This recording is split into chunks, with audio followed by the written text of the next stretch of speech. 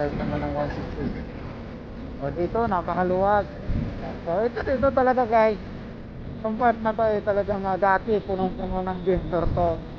Halos dito naman kahit karting papunta dito sa may dito. Kaya kung mapapansin naman yung lawak ng ating kalsada talagang kita na. So napakalaking nagbago dito sa Divisoria na to. Kaya hello guys, magandang araw sa inyong lahat. Ayan, welcome back sa ating vlog dito sa ating Metro Manila vlog. Ayan, so shoutout muna sa ating mga kababayan. Lutong tayo, hindi na ako shoutout sa inyong lahat. Ayan, so dito tayo sa Moriones Center Island. Ayan, kita nyo yung Moriones Center Island, ang linis. So inaayos nila, pinapalitan ng mga planting flat. So pinapalitan ng bago para mas napaganda pa. So mag-iikot-ikot tayo ngayon dito sa Manila para naman makita natin kung ano yung mga gaganapan dito sa Manila. So shoutout na rin sa ating mga OFW, mga kababayan. Ayan, so Wagat Street dito sa Manila sa Tondo. Ayan, kumusta mo kayong lahat? So ito, ride na naman tayo dito sa ating Maynila. Ikot-ikot lang. So ayan guys, nandito naman tayo sa may part ng Expo Station. So makayagad yan. Ito naman yung sitwasyon dito. So kaya ito guys, ginagawa natin yung video na to, ayan, para i-share ko sa inyo yung ano na to, view dito. Kasi yan, so ano yung nabago, may mga nabago ba dito sa part na to. Kasi matagal na ng panahon na di ba alam natin magulo, kung ano. So ayan, ngayon medyo maayos at iba yung ganap na dito ngayon. Parang hindi na ito yung kagaya dati, no? So pala ito dito guys, no, yung Recto Station. Ayan, so malapit sa Parola. So walang araw guys, no, 2025 yata magkakaroon na dito ng LRT station. Ayan, yung LRT2 station. Ayan, patutuloy na yata sa 2025, parang na ano ko na yun sa balita. So hanggang ano na po, Delpan Bridge. Ayan, hanggang dyan yung stasyon na ng LRT sa may pier yata basta. So yan, maluwag dito. So paggabi pala dito guys, buhay na buhay yung mga negosyo.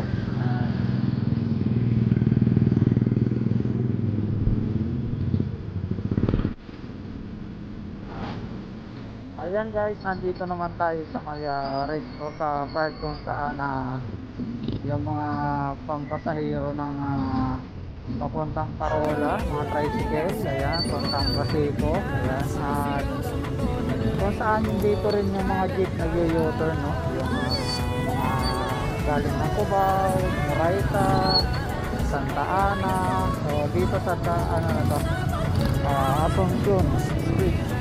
So alam niyo ba dati guys, mga iba pa yung naging mayor, hindi pa yung Isko yung dumaan dito sa lugar nito ng Maynila. Hindi makadiretso yung mga jeep dito dahil sa yun, puno na ng vendor, puno ng kung ano-ano, sari-sari na, lahat, basura. So ngayon ito guys, makikita nyo, buhay na po yung mga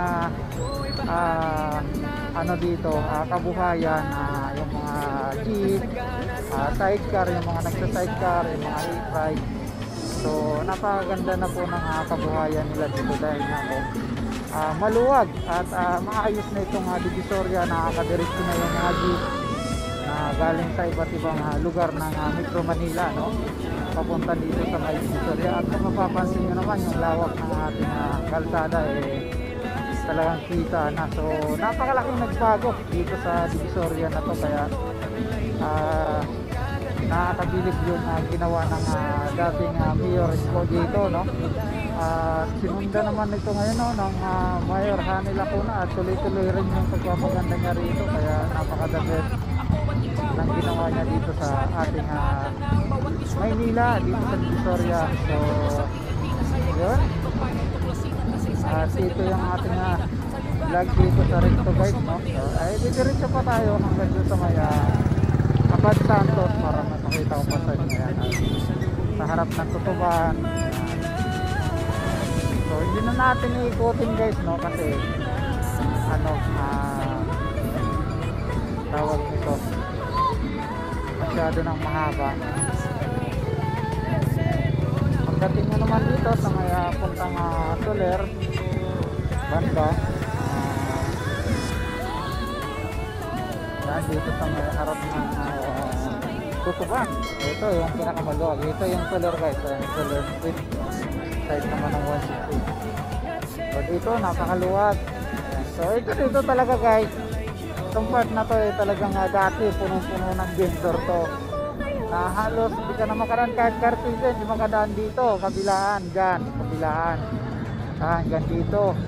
So hindi ka makakadaan kahit kartilya, kasi dati nagkakartilya ako mga panahon na yon, mga 2008, 2009. Ako, yung mga payong-payong na nakaharang pag na sabi mo, galit pa yung mga vendor. Pero ngayon, ito guys, kahit makipaghabulan kayo dito, napakaluwag.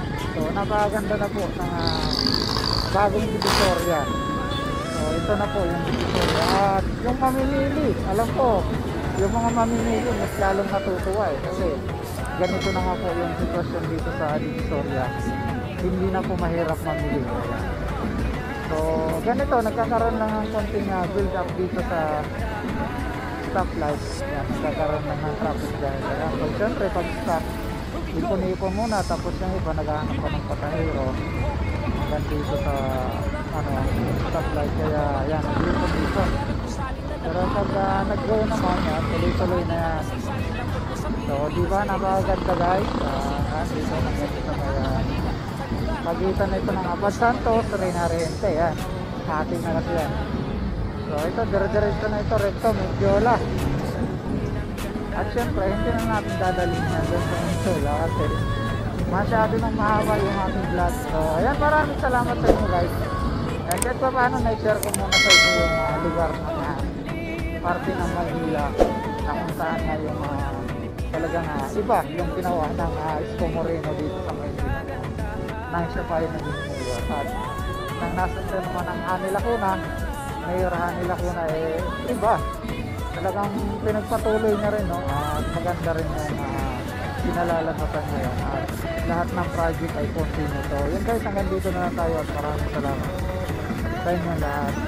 Kita-kits po sa ating next vlog sa Metro Manila. Bye bye!